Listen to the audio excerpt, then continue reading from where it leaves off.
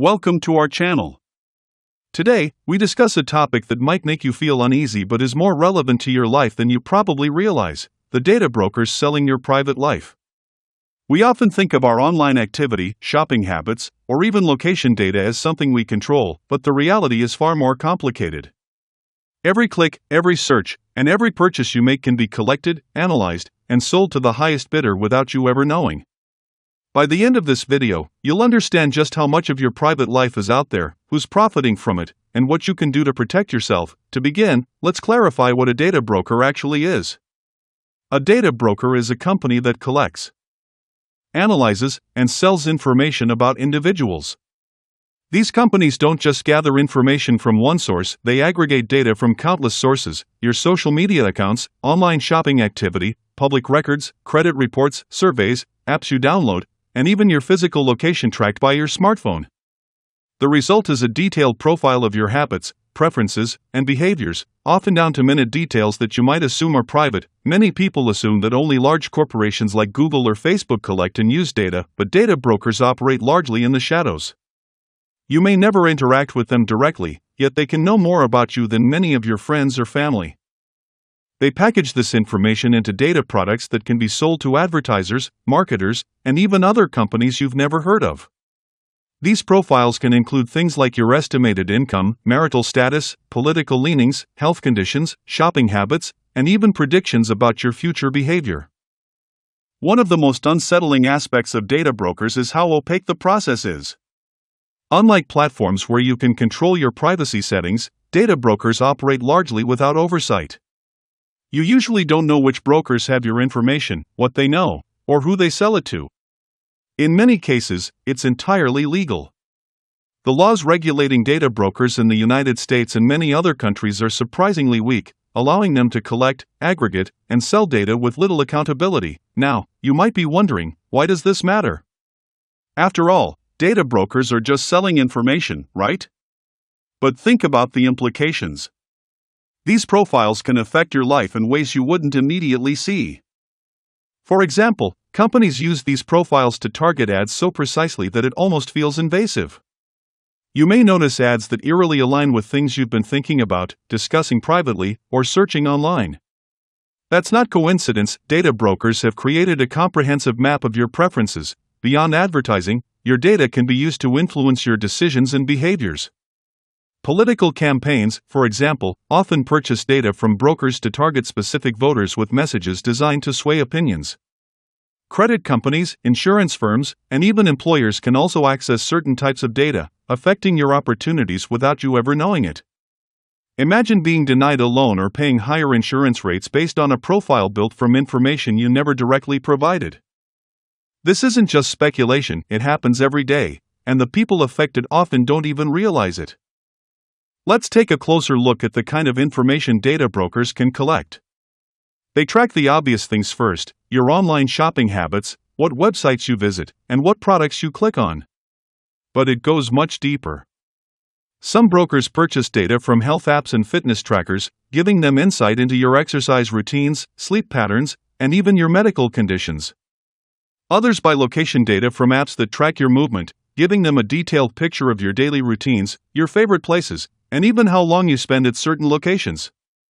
Combine this with demographic information from public records: age, address, marital status, employment history, and brokers can create a remarkably complete profile of your life. One of the most common ways your data gets collected is through apps and free services. You might think, I'm just downloading a weather app, it's harmless. But many free apps collect far more than they need to function. Some apps request access to your contacts, your camera, your microphone, and your location. That data can then be sold to brokers, who cross-reference it with other data points to fill in gaps in your profile.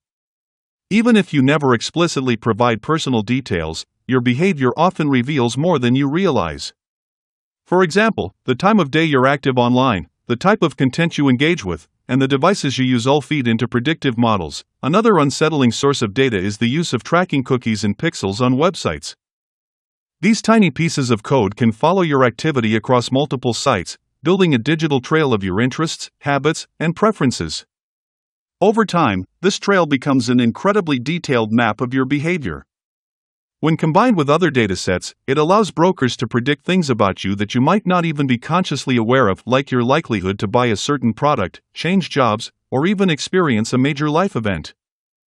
What's even more concerning is that these brokers are often selling your data in ways you can't easily stop. Unlike opting out of email newsletters or adjusting privacy settings on a social media platform, limiting access to data brokers is complicated, inconsistent, and often requires legal knowledge. Many brokers don't even offer a clear way to remove your information. Some states have started passing legislation to address this issue, like the California Consumer Privacy Act, but enforcement is limited, and most Americans are still largely exposed. Let's pause for a moment to consider just how pervasive this problem is. There are hundreds, if not thousands, of active data brokers around the world. Major names like Acxiom, Experian, and CoreLogic dominate the market, but there are countless smaller firms operating quietly. Together, they hold trillions of data points on hundreds of millions of individuals. To put that in perspective, the average American consumer is tracked by dozens of these brokers, and the information held about them can be surprisingly granular. It's also important to recognize the business model behind this industry. Data is money, and the more detailed and accurate the data, the higher its value. Brokers invest heavily in refining their algorithms and acquiring new data sources. They sell this information in bulk to companies looking to gain a competitive edge. From marketers seeking new customers to political campaigns aiming to micro-target voters. And because the process is largely invisible, consumers rarely realize the extent to which their privacy is being commoditized. Beyond advertising and marketing, your data can also be exploited in ways that feel even more invasive. There are cases where data brokers have sold information to debt collectors, telemarketers, and even potential scammers. Imagine your phone ringing with someone who seems to know an alarming amount about you, your spending habits, where you live, even what products you recently searched for online. That level of personalization isn't magic, it's the result of brokers piecing together your life from the data you've unknowingly shared. The consequences of this are not just theoretical. There have been instances where data breaches, leaks, or misuse of brokered data have led to financial loss, identity theft, or reputational harm. And because data brokers operate largely behind the scenes, these incidents often fly under the radar. Unlike a hack at a social media company that makes headlines, the sale or misuse of brokered data can go unnoticed for years, quietly shaping the decisions others make about you. At this point, you might be asking yourself, is there anything I can do to protect myself? The answer is yes, but it requires diligence and awareness.